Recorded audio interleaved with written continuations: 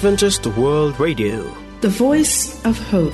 Radio feon'ny fanantenana na ny AWR.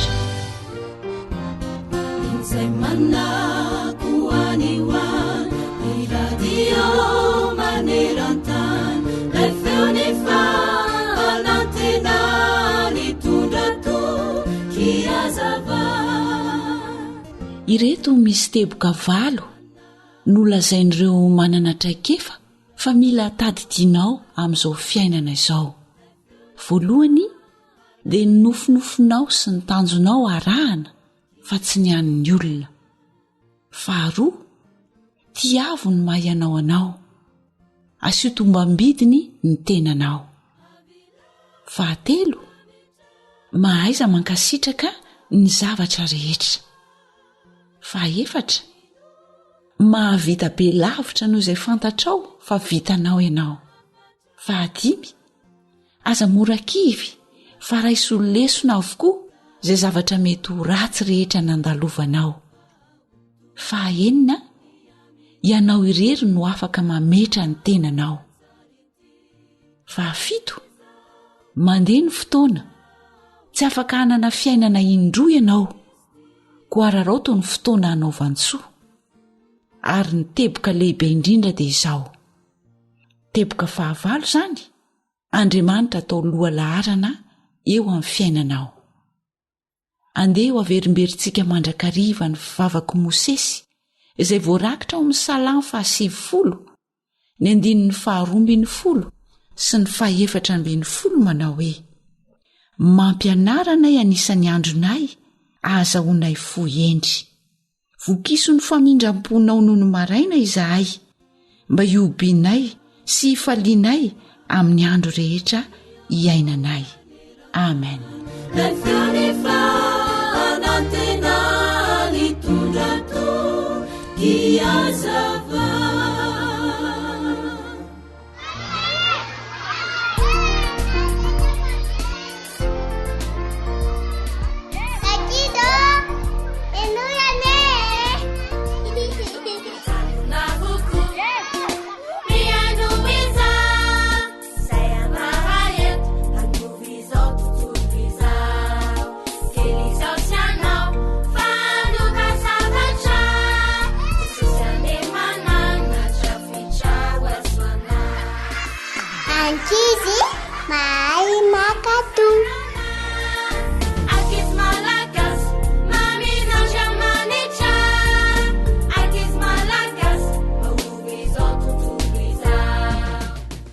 Miarahaba ny ankizy mpanaraka ny fandarana natokany ho an'ny ankizy. Ao amin'ny baiboly ao raka izy na ny tenin'Andriamanitra dia misy teny manao hoe aza mangalatra. Io alatra io no mitarika antsika andainga ihany koa. Lesona mikasika amin'izay indrindra no ianontsika izao, koa indray tsara dia miaino tsara ihany koa.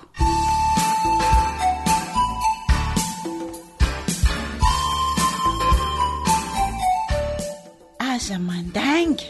Tantara nosoratan'ny Eki, andrenesanao ny fanjaniaina, Danta ary Nartina.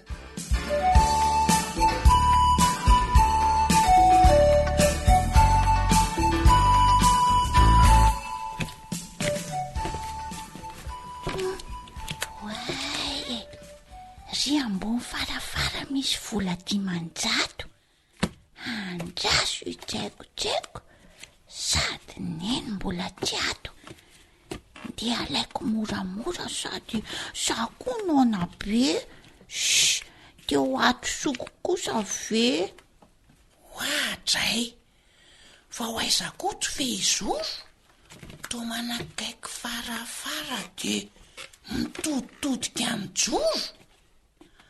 Andraso kely hoe jerena. Kiala fezoro milaza ho feno fahendrena. Tratrako aleo alazako amin'eny, kay mpangala bola be dia mody tsy miteniteny.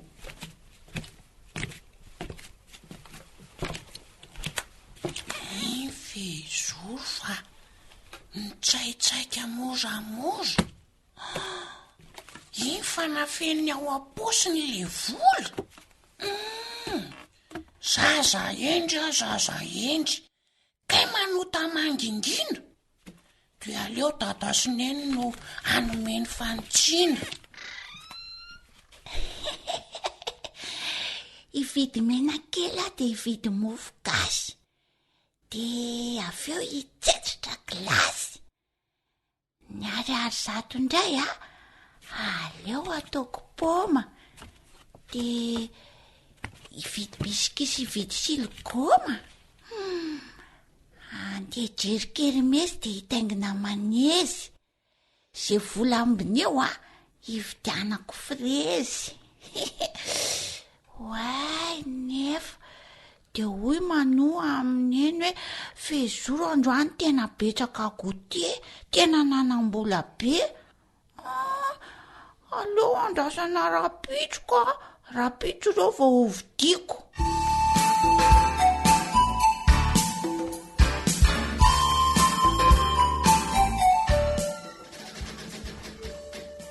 Oraka izy nisy vola very tato, tsy tadidiko izay fa angamba 500. Zay nahaka an'izay avoay moramora. Zao sady very reto de efa hoe mangala-bola. Nga tsy fantatrareo moa fa zaza maditra no mangala-bola. Io fa tezitra neny. Aleo mandainga kely. Tsy mba zaha mihitsy aloha de iza indray moa fa manoa hitako izy ny draikodraiko moramora kay nalainy tao le vola. Ontso hitako ozineny ahoana ihany samy nina de samy joro fa pandaingo fezoro fetsifetsy mody adala eny fa Andriamanitra malala. manomboka androany se tsy mahazo vola de tsy mihinana gote. Vokatry ny ditra de fa foany tokotany. Borosy ny trano avy eo mikosoka vilany. Kato zangy eri neny ny diso de zavy ny voasazo de manjato neny angetry zany nakazy samitsiko eny ary ho ataoko amintsika ny sasa vilany de ny tokotany ho fafako fa vitako zany.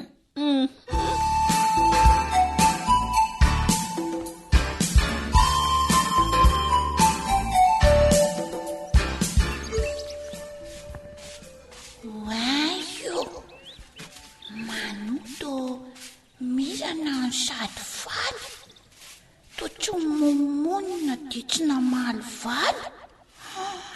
Jereo ny tokotany fa fafany ampahazotona.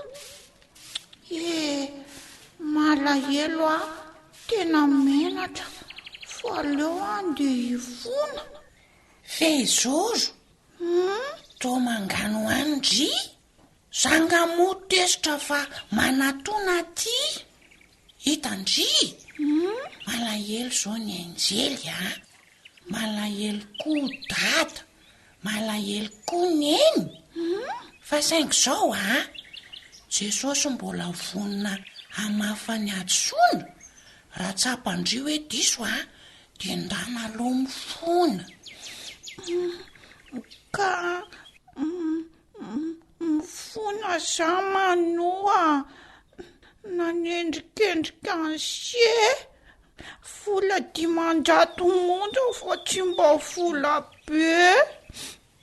Tena mivady fa io fa manomboka androany de le vola 500 aleo averiko avy etrany. Zandry malalo voavelany elokao zany de andao iresaka amin'eny avy etrany zao de zao avilo zoko sakambino de savao miposo le volandray ny adino.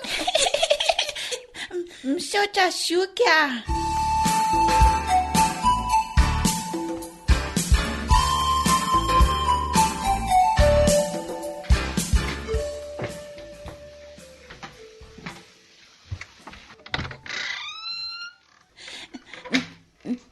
Nyenyo ahoana izay fa izoro mifona neny a mamelany fahotako ty neny raisy fa averiko le vola dimanjato ahoana ka samy nandengako na inenina manoa ivavaka ibebaka mba tena iova fo de ho tiany marina ho zazapakato ndry mamelandriny lanitra mamelandry zahay sotra topo aza malahelo tsony fa avify inay ny anan-danitra any zao a falavitra noho izao sotra topoko misaotra reto a falibe sa androany de aleoko sehako avokoa na alviana vilany manoa manoa zaty andeo tokotany raha atsika da mamafa mety ye tena mety de rehefa vitsy zay de mbola mita zavatra fa ede tsara rakizy a sotra neny sotra manoa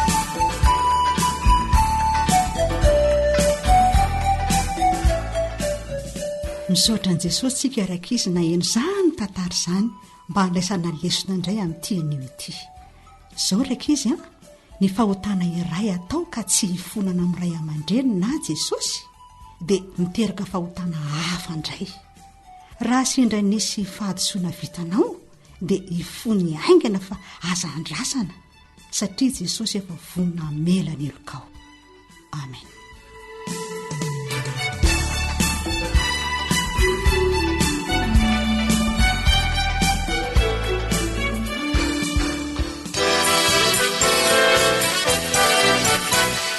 AWR manolotra ho anao feon'ny fonantena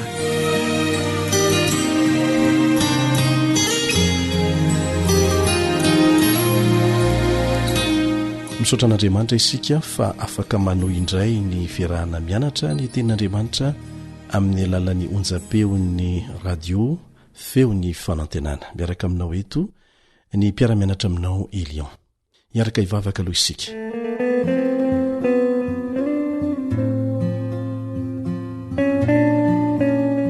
raha izay ny an-danitro hanokatra ny teninao izay hianatra an'izany mamelany elokay ary mangataka anao izay mba hampianatra anay mba tsy hadiso hevitra anay amin'ny fandraisana ny teninao ary indrindra mba hahafahanay mahatakatra ny tianao ho ataonay eo amin'ny fiainanay avy amin'izany fampianarana ataonao izany amin'ny anaran'i Jesosy amen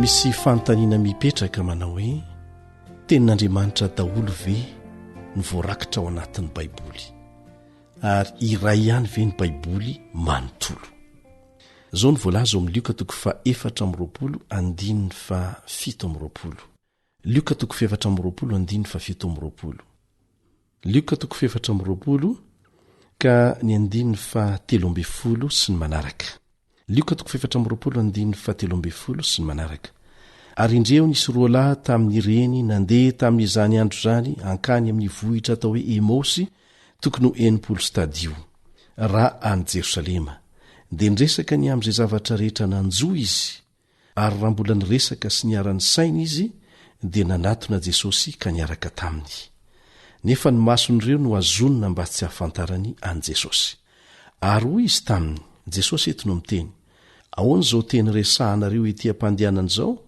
dia nijanona ireo sady nalahelo tare ary ny anankiray izay atao hoe Kleopasy namalika nanao taminy hoe ianao rery va ny vahiny mitoetra any Jerosalema tsy mba mahalala izay zavatra tonga tao amin'izao andro izao fa hoy izy taminy zavatra manao ahoana moa zany ary hoy izy roa lahy taminy ny amin'i Jesosy avy any Nazareta mpaminany mahery tamin'ny asa sy ny teny teo anatrehan'Andriamanitra sy ny vahoaka rehetra dia ny amin'ny nanolora ny loholom-pisorona sy ny mpanapaka eto amintsika azy hanameloany azy ho faty sy nanomboany azy tamin'ny azo fijaliana nefa nantenainay fa izy no ilay hanavotra ny Israely ary tsy zany ihany fa androany no andro fahatelo hatr'izay nahatongavan'izany nefa kosa ny vehivavy sasany izay namanay na haverhevitra anay fa tany amin'ny fasana maraina koa izy ara tsy nahita ny faty izy dia tonga ka nilaza fa efa nahita anjely ny seho kosa izay nilaza fa velona izy dia nandeha ny sasany izay nombanay ka nakany amin'ny fasana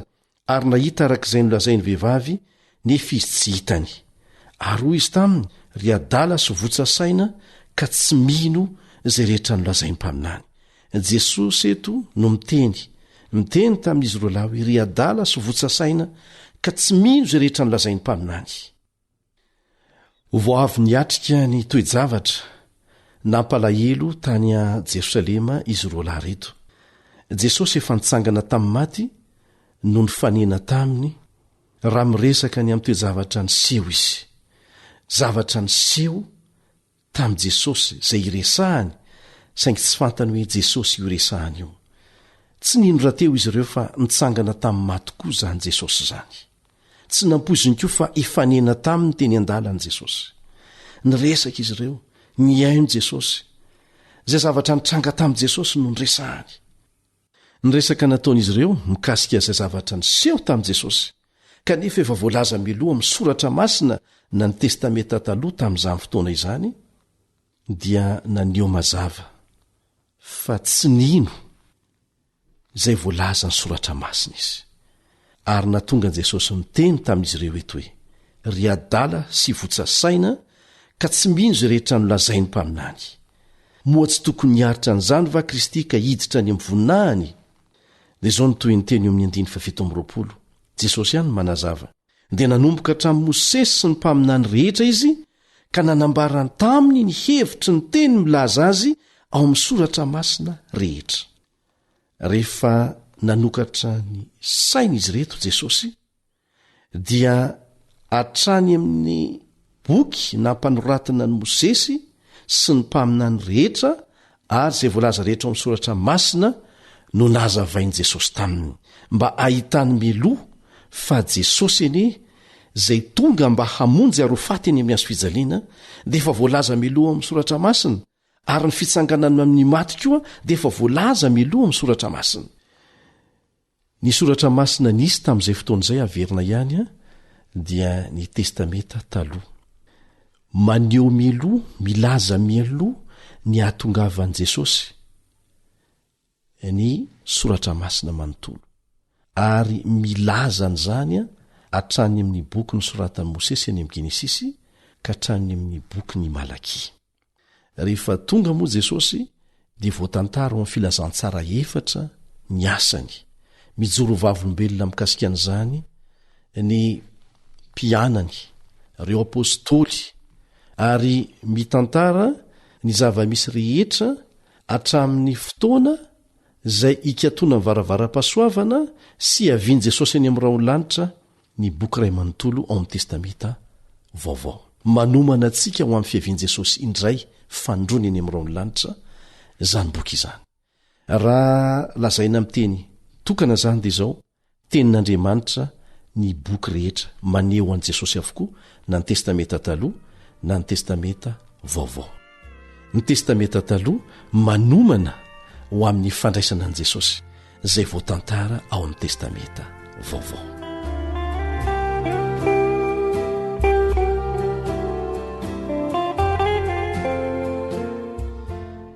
Misy boky 920 mandrafitra ny Baiboly. Ny boky 730 ao amin'ny testameta taloha dia nisoratana teo anelanelan'ny taona 500 talohan'i Kristy ka hatramin'ny taona 400 talohan'i Kristy. Ireo boky 720 ao amin'ny testameta vaovao kosa dia nisoratana teo anelanelan'ny taona 50 ka hatramin'ny taona 100 taorian'i Kristy. Efa taloha kelin'ny taona 400 talohan'i Kristy no nanomboan'i Mosesy mpaminany ny fanoratana ireo boky 5 voalohany ao amin'ny Baiboly. Ny apôstôly Jaona kosa indray no nanoratra ny boky farany amin'ny Baiboly tamin'ny taona 590 taorian'i Kristy, ny Apokalipsy izany. Mpanoratra 730 hafa izay nahazo tsindrimandry ihany koa no nandray anjara tamin'ny fanoratana ny Baiboly nandritra ny 500 taona nanelanelana nanoratana ny boky voalohany sy ny farany amin'ny Baiboly. mpandrara ny sasany amin'izy ireo, mpiandrondro ny sasany, mpanarato ny sasany, miaramila ny sasany, nisy mpitsabo, nisy mpitoroteny, teo koa nisy mpanjaka ihany koa aza, zany hoe olombelona avy amin'ny sehatra isan-karazany eo amin'ny fiainana no nantsoin'Andriamanitra mba hanoratra ny Baiboly. Matetika izy ireny no niaina tao anatin'ny kolotsaina sy ny filozofia izay fanipaka tanteraka. Zao anefa no mahatalanjona tamin'izany rehetra izany. Rehefa atambatra ireo boky 420 ao anatin'ny Baiboly, dia ahitanao toko 720 sy andininy 370 sy 3 alina. Ireo rehetra dia ahitantsika firaisana sy firindrana tanteraka ao anatin'ny afatra entiny, tsy misy mifanipaka naray aza, ary zany manapirofo fa fanahy iray ihany no nibaiko tamin'ny fanoratana azy. Amin'ny mahirain'ny Baiboly dia afatra tokana ihany no ampitainy. Saina iray ihany no nandrafitra n'izany rehetra izany, satria fanahy iray ihany fanan'Andriamanitra no nitarika ny fanoratana azy. Ny firaisana miavaka amin'ny soratra masina ny manapirofo fa na dia olombelona aza nanoratra an'ireny tolotsaina rehetra ireny, dia Andriamanitra nanindromandry tamin'ny fanatanterahana azy. Eny tena tenin'Andriamanitra tokoa ny Baiboly, ary tsy tonta ny ela fa vao maika aza miamahazo vahana petraka amin'ny toerana maizy azy, miamitombo ny olona mahatoky ny mahatenin'Andriamanitra ny tenin'Andriamanitra, satria misy fiatraikany mazava tsara eo amin'ny fiainana izany. Ny Baiboly ihany no manome valiteny mazava mikasika ny lasa, ny ankehitriny ary no avy, ary ahitana ny vahaolana ilaina amin'ny fiainana isanandro. Manasanao izay mba hazoto mamaky ny tenin'Andriamanitra, kanefa aoka atao ambavaka izany, angatao ny fanan'Andriamanitra, hanazava ny sainao, dia ho hitanao ny tian'Andriamanitra ampitaina aminao. Amen.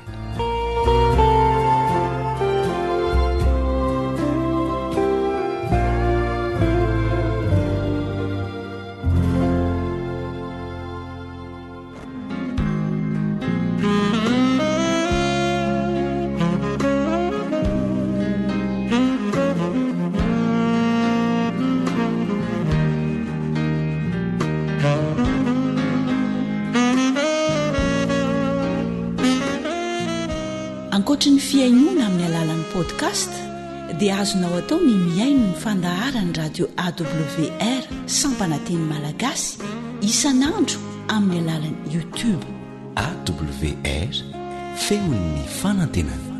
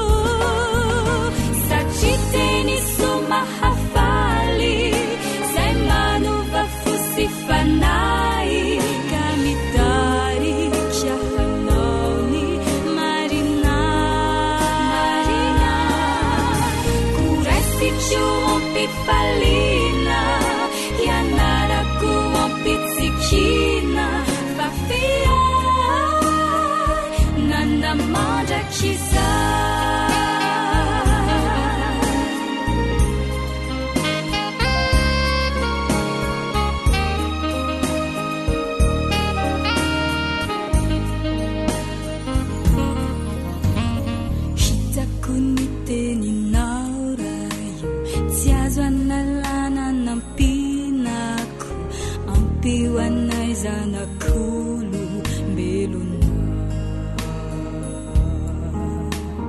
teny natao hotorinako maneran'iza tontolo izao manome fanantenana azo anto ka maharitra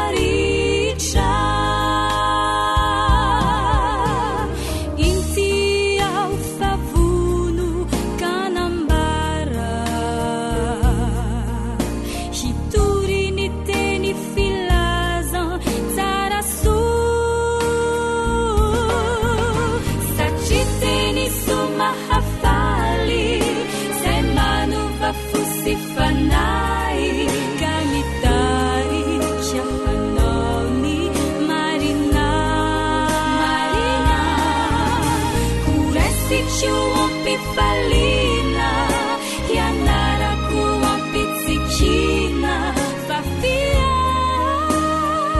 nanamandrakiza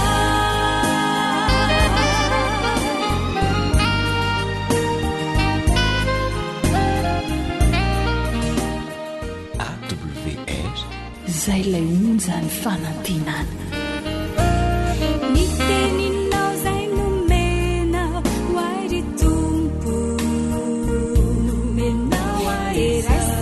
fasarobidi amikyo saciteny somahafaly zay manova fosifanay kalitary kiahanaony marina orasikyo ampifalina hianarako ampitsikina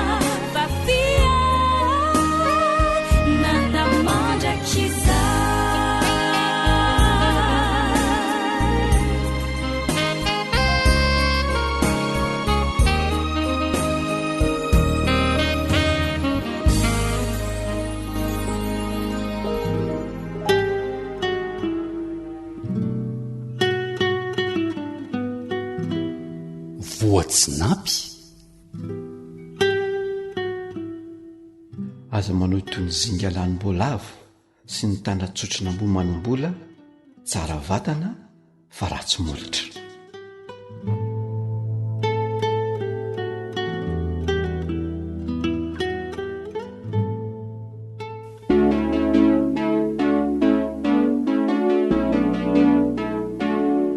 tanora mandray andraikitra mitondra fanantenana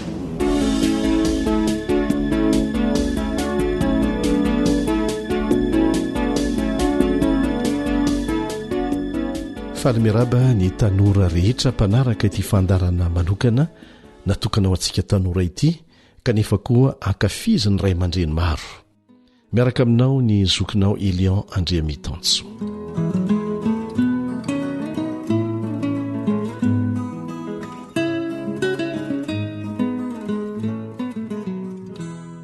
amin'tian'io ty isika dia naraka tantara anankiray izay inoko fa ho ankafizinao mihitsy kanefa mirakitra lesona lehibe anisan'ny zavatra anankiray mahatonga antsika tsy haikeloka dia ny fahatahorana ary izay ihany ny fahatahorana sao raha miteny eo raha miteny eo dia hisy loza lehibe hitranga izay mety hanapotika ny fiainako ray manontolo miseho amin'ny lafin-javatra rehetra izany ity tantara izay ho arantsika ity dia anaporofo amintsika ny fahamarinana izay voalaza amin'ny ohabolana 7:20 ohabolana 7:20 manao hoe izay manafina ny fahotany tsy ambinina fa izay mitsotra ka mahafoy azy no ahazo famindrapo averiko indray mandeha izay manafina ny fahotany tsy ambinina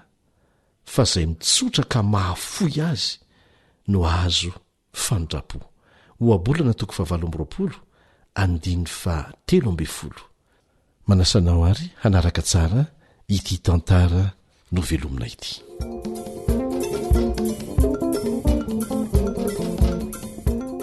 afaka tantara narindra ny fanjaniaina andrenesanao any samina naridiana ary fanjaniaina.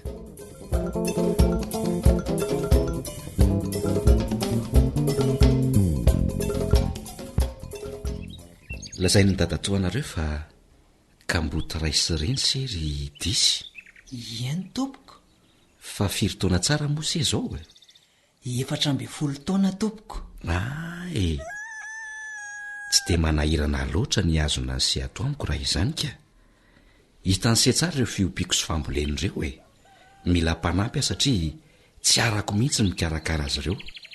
Ka zao ary e. Eny tompoko. Ny asan'ny se zany aloha dia miandraikitra ny ganagana rehetra, miambina, manome sakafo, mampiditra sy mamoaka azy. Eny tompoko.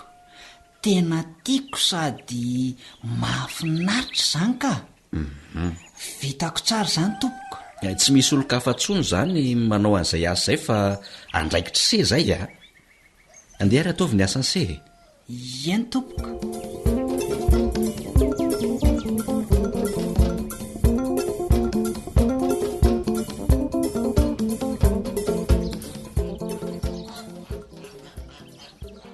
Azo atao hoe tsotra ihany aloha ny asako amin'ilay miandry ganagana. Tsy atao himason'ny patron. Za zao avy nihinam-bary a. Ny gany re tsy matoritory daholo fa efa voky dia mitanin'andro. Aleo aloha jerena kely ihany. Eto ihany no hitazanako azy. Reo daholo izy rehetrarehetra ka. Ary maninona moa raha mba milalao atsamitady? Iza re zao ndeha ho torahako an'ity e? Iny hoaizy ny gany iny. Ary tsara tarehy izy zany. Otry fa hoaiza ary iny no naningana tsy niaraka amin'ny namany. Aleo ranga ho tairiko amin'ity a. Hoay, tena voatorako le ganagana marina. Lozy ty, maty le gana vavy tsara tarehy. Ahoana zao no lazain'ny patron? Faizony ve zao za sa horoany? Dia aiza ny tany aliako raha voaroaka? Nefa fa nisy nahita ve aloha za teo e? Eto amin'ny manodidina aloha tsisy olona ka. Tsisy. Oeto kaingany ery anaty ala ery ity dia alevoko hoe ny rangaha. Aleo ahaka angady malaky.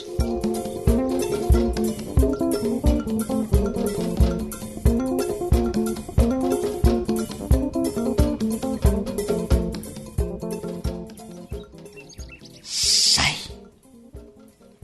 vitatreo ny amin'iny resak'iny. Saika ny diran-doza marina. Ary aleo aloha mba Disy avy aloha mba atao mikely reto etany reto ery amin'ny trano fitoerana entana ery e. Andray kosa asanao anie zany fa tsy asako ry Martininy.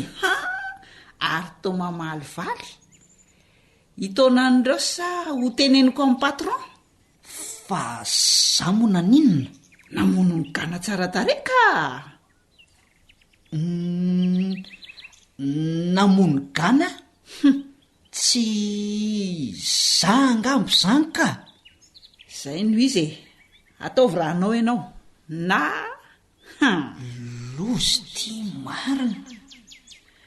Hita Martinina kay le izy. Aleo aloha tanterina zany reto etany reto dia mba tsy lazainy amin'ny patron. Aingana.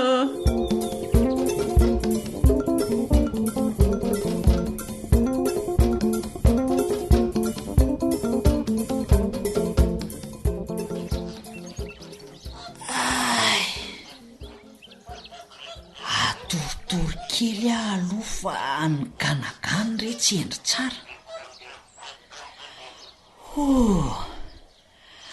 Ay, efa tonga reto koa ny sakafoko.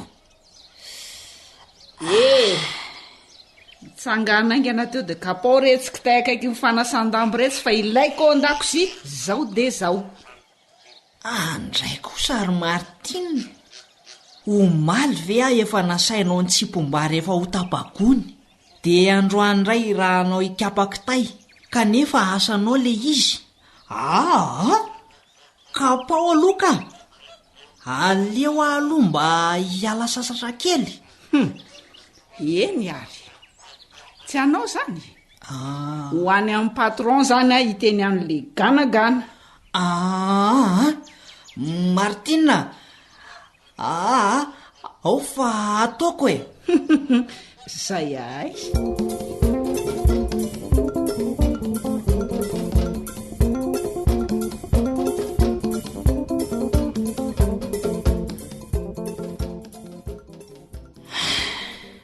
Isan'andro vaky zao ty iraka mpanaova Martina ty.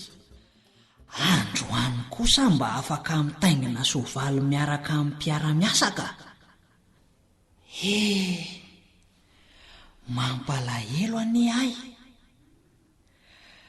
Saiko za daholo ane manao ny anjara asany Kiala Martina.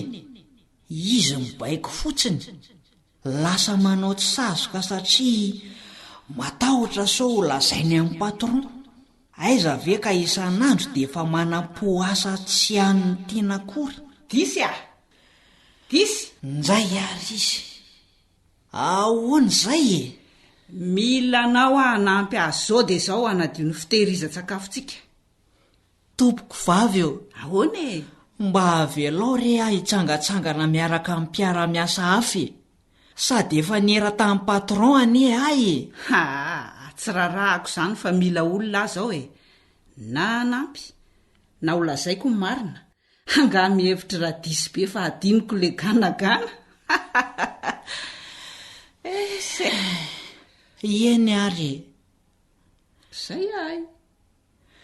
De tsy ny rarahiny akory ny fangatahako. Anampy azy ny ray zany e. Mijaly loatra ka. Inona re no ataoko e? Manararoatra loatra Martina. Aza manody ny mahazo ahy. Reraka loatra fa ny tena asako indray ty mila tsy ho vitako tsony. Inona re no ataoko e?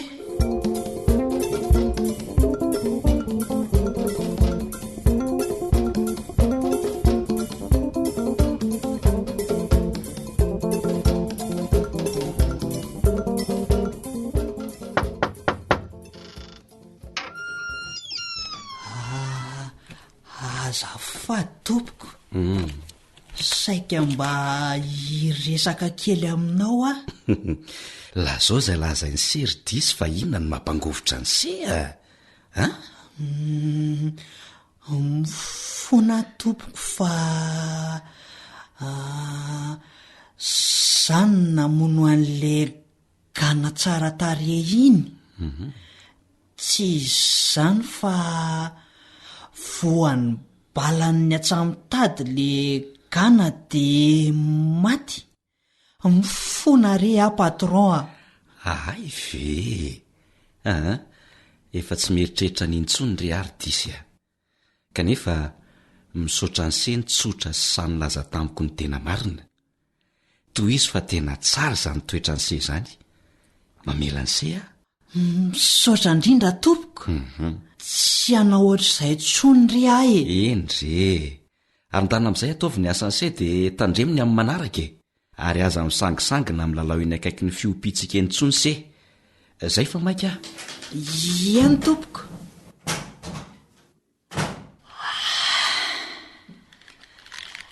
Afaka. Tena afaka. Maivana zao. Raha mba ny fona meloma antsy aho de tsy azo ny Kiala Martina nararotina ohatr'izay. Zao ny sinda ny ady saiko nampijaly ary efa ny fona. sady miada-po ah izay voavela eloka.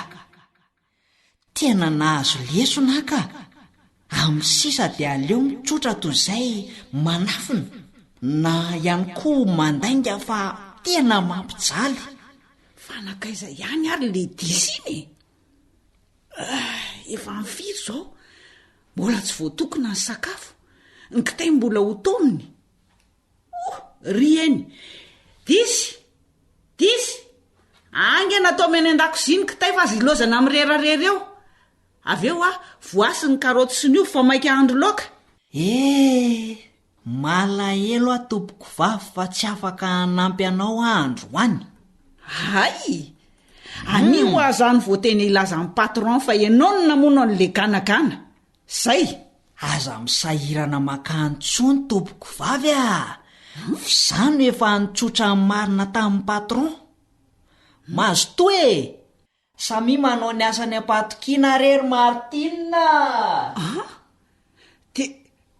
Dia hoany zany iza zany no anampy hamita an'reto asako be dehibe reto nefa patron laza fa hiainga meloha ny asako jereo reto izy ny sakafo mbola tsy vitako disy ry efa lasa ary mino fa tsy hanampy atsony izy satria nasika loatra sy nanararoatra azy lozy ty fa zay avo tena ho very zany tena ho bedy ny patron fa mifototra tamiko daholo ny ratsy nataoko tamin'ny disy.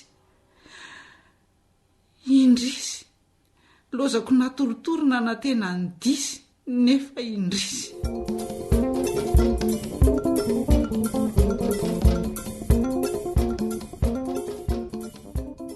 Asa raha voatsikaritra ao fa betsaka amin'izay toetra tsy nentina sehon'ny Martina tamin'ny disy no ataon'ny Satana amintsika koa rehefa manao fahatsoana isika. Ny asan'ny Satana ange isan'andro dia ny manao izay hahatonga antsika ho latsaka amin'ny fahatsoany. Dia aorianan'izay dia izy ihany mandatsa antsika ary tsy vitany mandatsa antsika fa tahaka ny nataon'ny Martina teo andevozony sika, andevozony ao anatin'ny tahotra. Ny Baiboly dia milaza fa mpiapanga Satana. Izy ihany no manao izay halavo anao dia izy ihany no miapanga anao. Misy vaovao mahafaly anefa omeny ny tenin'Andriamanitra antsika. Ankoatr'izay voalaza tao amin'ny ohabolana 7:13 izay fa novakitsika teny aloha manao hoe izay manafina ny fahotany tsy ambinina fa izay mitsotra ka mafoy azy no azo famindrapo ary voamarina tanteraka izany teo amin'ny fiainan'ny disy dia izao koa novakitsika eo amin'ny Jaona voalohany 1 manomboka eo amin'ny 15 ary tena vaovao mafaly ho antsika ity teny ity. Teny fampanantenana azo antoka avy amin'ilay Andriamanitra tompony hery rehetra sy tompony teny farany amin'ny famelana ny helontsika. Zao ny voalaza ao Jaona 1:15 ka hatramin'ny 10. Raha hoy isika tsy manana ota isika dia mamita tena ary ny marina tsy ao anatintsika. Ahoana ny voalaza? Raha manamary tena zany ianao dia mamita teny. Efa fantatra izao fa manao zavatra tsy mety dia mbola manamary tena, mamita tena ianao amin'izany. Ary ny marina tsy ao anatinao velively dia ilay marina antony hanamariana tena. Fa ny vaovao mahafaly rehefa latsaka amin'ny fahotana isika na manahoana halehibe ny fahotana nataontsika dia izao ny teny fampanantenana ny meny tenin'Andriamanitra ankoatran'izay voalaza amin'ny ohabolana 7 teo. Raha miaiky ny fahotantsika isika dia mahatoky sy marina Andriamanitra ka mamela ny fahotantsika sy manadio antsika ho afaka amin'ny tsy fahamarinana rehetra. Andininy ray io fa andininy tena mahavesatra, manandanja, mitondra fahafahana ho antsika. Tsy mila olona mpanelanelana antsika amin'Andriamanitra isika fa ianao irery ary na tsy miteny aza amin'ny vavanao dia afaka mamaky tsara izay ao an-tsainao Andriamanitra.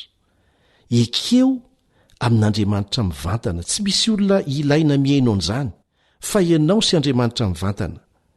Ekeo mivantana ny fahotanao fa eto dia voalaza fa tena mahatoko sy marina izy izany hoe tsy mandanga mihitsy izy tsy handiso fanantenana anao izy fa raha vo miaiky ny fahotanao amin'ny mivantana ianao ary malahelo mafy satria latsaka tamin'izany fahotana izany dia izao no ataony mamela ny fahotanao izy zava-dehibe izay tsy havelany hanavesatra ny sainao sy ny fiainanao tsoa ny fahotanao tamin'ny lasa ary tsy vitany hoe mamela ny fahotanao izy a fa manadio anao ho afaka amin'ny tsy fahamarinana rehetra izy koa no manadio anao ho afaka satria fantany fa tsy vitanao amin'ny herin'ny tenanao izany ny vaovao mahafaly ka rehefa manota zany manao zavatra tsy mety a olombelona mety diso angesika ary fantatr'Andriamanitra izany ary izany no antony nanomanany ny famelan-keloka mila miaiky ny fahotantsika fotsiny isika fa hamela ny fahotanao izy ary tsy vitan'izay fa hanadioanao ho afaka amin'ny tsy fahamarinana rehetra ho mafilavitra noho ny nahazo any Martina ny ahazo any devoly amin'ny farany satria ho afahan'Andriamanitra 100% ny zanany rehetra izay nanaiky azo ho mpamonjy ny tenany manokana ny tompontsika ny homba ny tanora rehetra mba hanao fanandramana tsara tahaka an'izay nataony disy tamin'ny farany raha mba nitsotra hatrany amin'ny voalohany mantsy izy dia tsy nigejainy Martina tahaka an'izao hombantsika ny Andriamanitra amin'ny fanandramana ho fanatsarana ny fiainantsika ny fomba fiaina mihitsy isan'andro satria manan'Andriamanitra mpamela heloka sady mpanafaka antsika isika manao mandra-piona vetivety indray ny zokinao Elion Andria amin'ny tanso AWR téléphone 034 06 797 62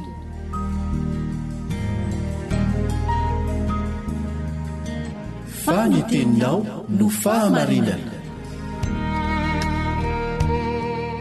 taridalana manokana fianarana baiboly avoaka ny fiangonana advantista maneran-tany iarahanao amin'ny radio feo ny fanantenana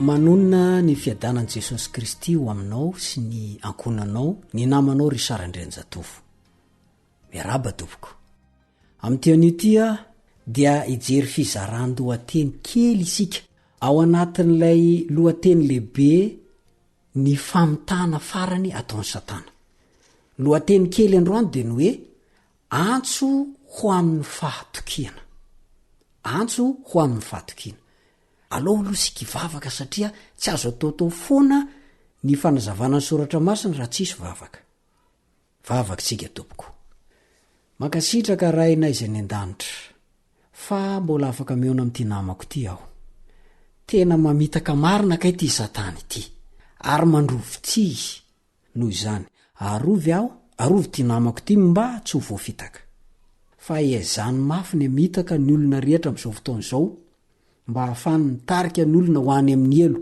ka tsy izy rery no potika tsy izy rery no lasa lavenina fa tsy maintsy hitondra olona ho any izy arovy ty namako ity sy ny ankonany ary ny fianakaviany dia mety zary ianao anomenay ny fanano masina amafany tsy fombiazanay tamin'ny lasa ary amin'izao sisy izao dia ifanano masina iny no ampafantatra anay izay tokony ho teneninay ary tsy tokony teneninay ny tokony ho ataonay sy ny tsy tokony ho ataonay mehery zay aroka ny teninao hitoetra betsaka ao anatinay amin'ny anaran'i Jesosy mangatany izany amen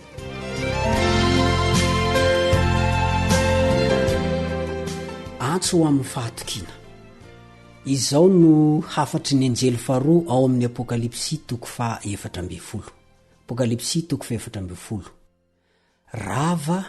rava Babilôna lehibe ao amin'ny apokalipsy 7:7 ilay vehivavy lazaina hoe Babilôna ra-panahy izay miakanjo volomparasy sy jaky dia mitaingina ny bibidimy volonjaky mampisotro an'izao tontolo izao ny kapoaka ny feny divay ka mahamamo azy amin'ny fahadison-kevitra mikambana ny fiangonana sy ny fanjakana manjaka ny fahadiso-kevitra vokatr'izay manao fagagana maro mba hamitana ny demoni etsy an-danina dia miazakazaka ho amin'ny fanandriana farany a izao tontolo izao.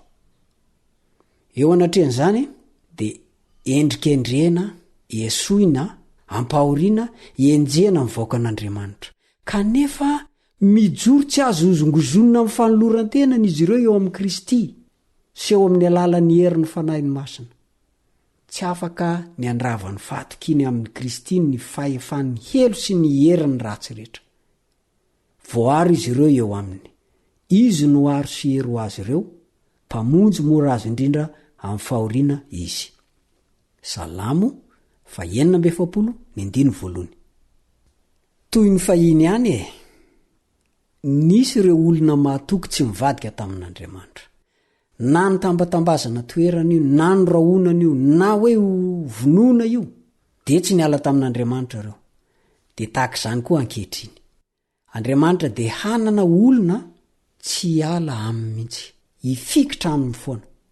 Izao ny ataon'Andriamanitra, miantso ny vahoaka amin'ny andro farany izy ho mahatoky amin'ny teniny. Izao ny vavaka nataon'i Jesosy, manamasina azy amin'ny fahamarinana, ny teninao no fahamarinana. Jaona 7:7. Jaona 7:7. Ny fahamarinan'ny tenin'Andriamanitra fa tsy ny hevitr'olombelona, na koa hoe ny lova-tsofiny.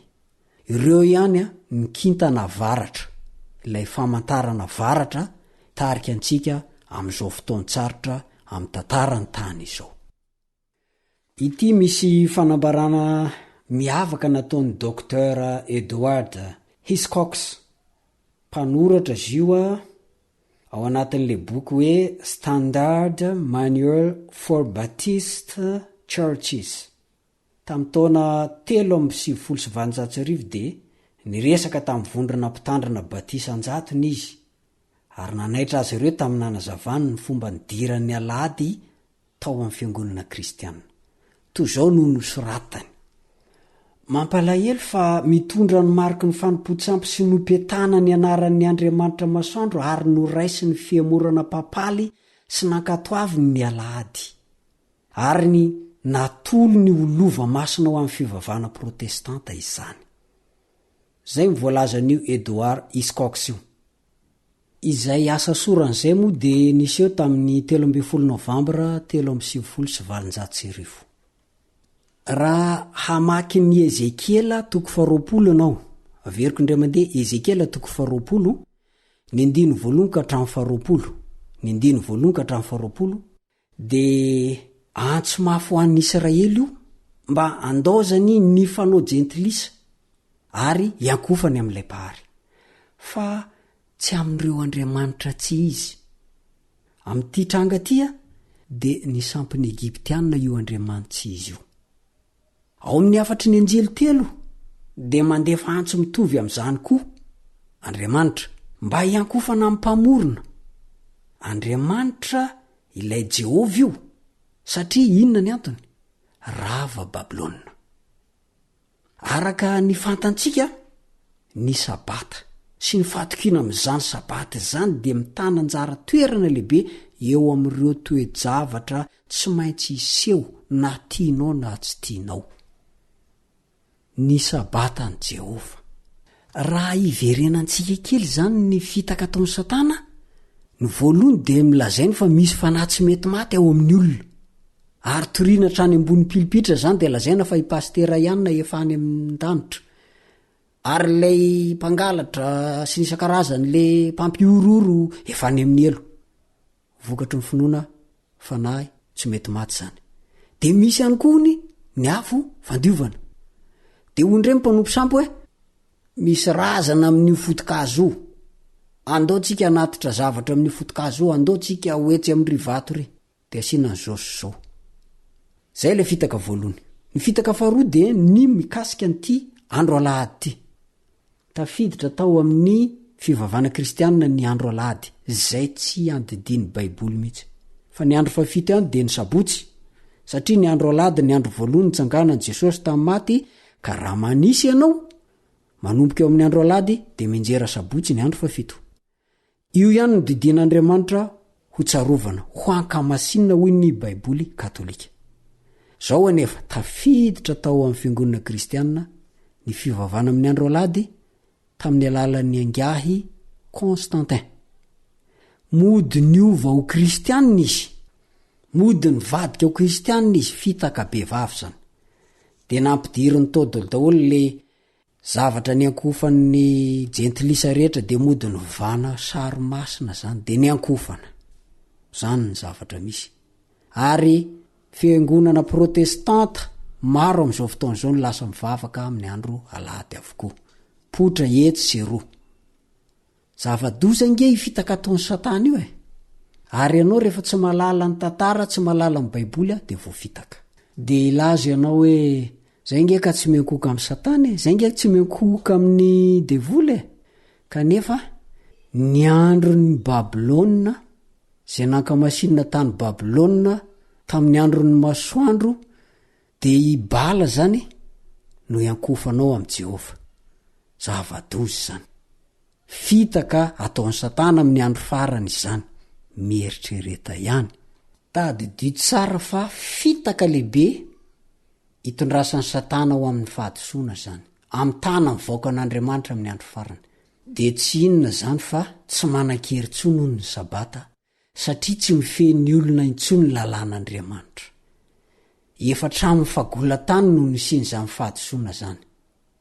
Efa ela no nisiny fiankofana tamin'ny masoandro teo amin'ny kolotsaina fahiny. Ohatra amin'izany zao i Bel Mardok no andriamanitry ny Babilônianina. Aseho amin'ny sarin'ny Andriamanitra mipetraka eo ambony seza fiandrianana volamena ao amin'ny tempolo volamena, eo anoloan'ny latabatra volamena. Izy no Andriamanitra masoandro ny fitsarana, Andriamanitry ny fahazavana, Andriamanitry ny fahamarinana ary Andriamanitry ny fahefan'ny mpanjaka. Zany ny lasa tafiditra tsikelikely ao amin'ny fiangonan'Andriamanitra ankehitriny. Mieritrereta ianao fa matoa ieninao zao afatra izao, tsy hoe fianarana fotsiny, fa antso farany ho aso manao zany, antso farany ho amin'ny fahatokiana. Raha tena Jehova marina ny Andriamanitra ao, de ny sabata no tandremanao e, fa tsy ny alahady. Satria ny alahady de andro ny bala, andro ny romanina, andro ny Babilôna. Nanjaka tany amin'ny firenena jentilisa fitandremana an'io alahady io, de tafiditra mora foana tao anatin'ny fiangonan'Andriamanitra. Koa manao antso Andriamanitra mba hisy lehilahy sy vehivavy mahatoky, tsy mivadika aminy, tandrina ny sabata am'izao andro farany zao. Atreo ndray ny fotoana iarako aminao amin'ny diany ity. Mametraka amin'ny mandram-piona, kanefa mialohan'izay ivavaka isika.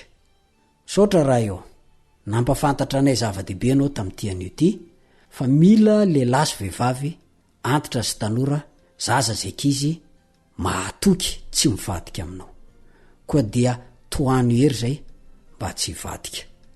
Amin'ny anaran'i Jesosy ny angatany zany. Amen. Mametraka amin'ny mandram-piona mandram-pitafa ho amin'ny manaraka indray ny namanao Richard Andrianjatofo. Mandram-piona tompoko.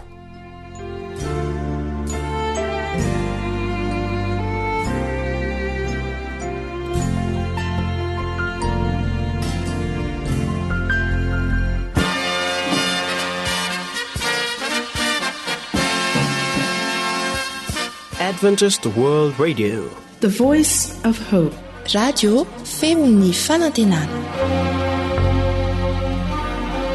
Ny farana treto, ny fanarahanao ny fandaharan'ny radio feo fanantenana na ny AWR amin'ny teny malagasy.